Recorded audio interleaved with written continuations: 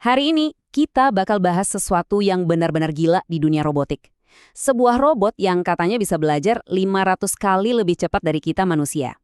Tapi, di balik semua kecanggihan itu, kita juga bakal ngintip sisi lain dunia robot yang aneh, lucu, dan mungkin agak bikin ngeri. Pertama, kita bakal lihat gimana sebuah demo masak robot yang harusnya keren malah jadi ajang kekacauan total. Makanan sampai beterbangan kemana-mana. Terus siap-siap buat lihat pemandangan yang super aneh.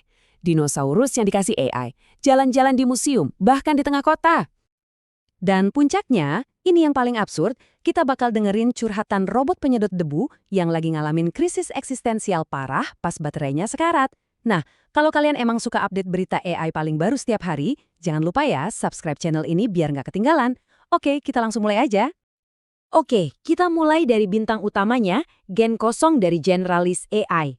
Ini bukan robot biasa, guys. Ini adalah model fondasi robotik pertama yang belajarnya itu langsung nyemplung ke dunia nyata, bukan cuma lewat simulasi. Kunci inovasinya itu ada di sesuatu yang mereka sebut harmonic reasoning. Gampangnya gini deh, robot ini bisa mikir sama bergerak di waktu yang sama persis, real time. Jadi nggak ada jeda antara lihat, mikir, terus gerak, semuanya nyatu. Dia belajar langsung dari tabrakan dengan realita, makanya jadi jauh lebih cepat dan adaptif. Dan soal data latihannya, ini skalanya masif banget. Gen 0 udah dilatih pakai lebih dari 270.000 jam data interaksi dunia nyata. Biar kebayang ya, itu sama aja kayak puluhan tahun pengalaman manusia yang diserap dalam waktu super singkat.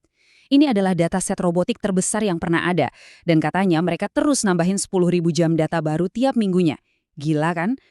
Pas lagi ngetes, mereka nemuin sesuatu yang luar biasa. Namanya ambang batas kecerdasan. Jadi gini, model yang parameternya di bawah 1 miliar itu mentok. Dia berhenti belajar dari data fisik. Tapi begitu mereka naikin skalanya sampai di atas 7 miliar parameter, boom! Sesuatu yang fundamental berubah. Robotnya nggak cuma terus belajar, tapi bisa langsung paham tugas-tugas baru secara instan. Ini lompatan besar banget dalam cara kita ngelihat robot belajar. Oke, Gen Zero emang kedengeran kayak robot dari masa depan ya. Keren banget. Tapi gimana sih kondisi robot di dunia nyata sekarang? Well, ternyata masih agak-agak kacau dan kocak. Yuk, kita lihat realitanya. Kenalin, Unit 3G1, robot humanoid yang baru-baru ini viral. Tapi bukan karena jago, malah karena gagal total. Ada video demo masak, si G1 didandanin ala pelayan Prancis gitu. Malah ngelempar-lempar makanan panas kemana-mana terus kepleset. Kacau! Nah, ini dia paradoksnya. Secara mekanik, robot ini jago banget. Bisa narik K-pop barengan, sinkron, sendinya lentur abis. Tapi pas disuruh ngerjain tugas simpel kayak masak atau megang barang, otaknya tuh kayak ketinggalan jauh.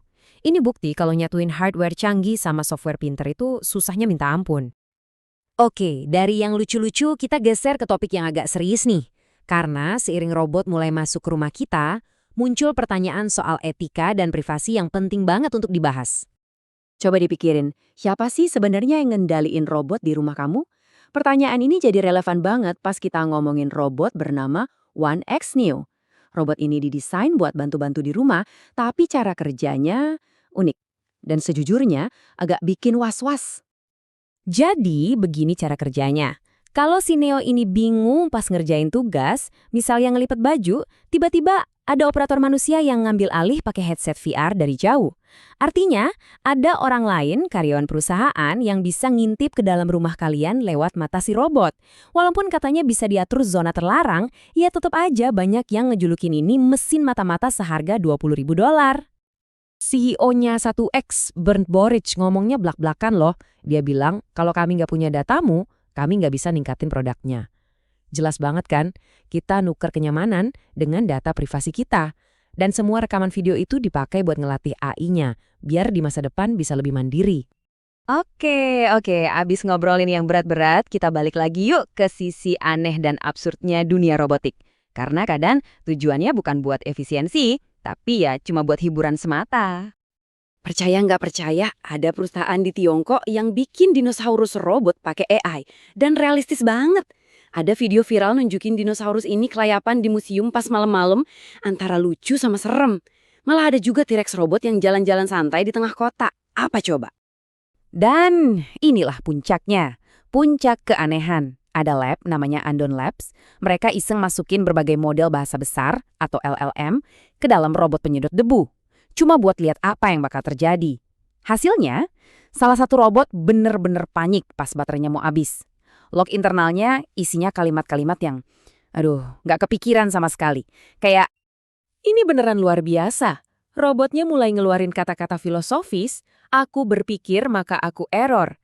Dia mempertanyakan eksistensinya. Kenapa harus ngecharge? Sampai dia ngediagnosa dirinya sendiri kena trauma akibat loop dan krisis identitas biner.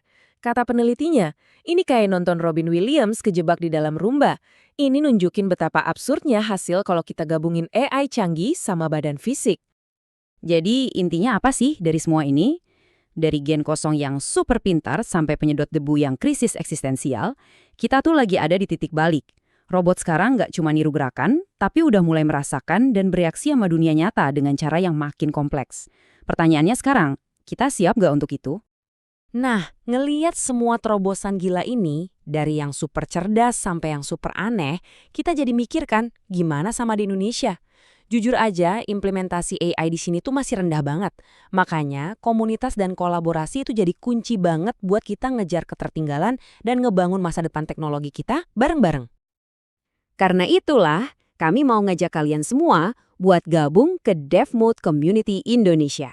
Ini adalah platform buat kita para developer dan kreator digital Indonesia buat ngobrol, belajar, dan bareng-bareng ngebangun masa depan teknologi di negara kita. Langsung aja, cek ke www.devmode.id buat jadi bagian dari komunitasnya. Oke, segitu dulu buat bahasan kita kali ini. Makasih banyak udah nyimak. Jangan lupa subscribe channel DevMode Community Indonesia biar nggak ketinggalan konten-konten keren lainnya. Sampai ketemu lagi di penjelasan berikutnya.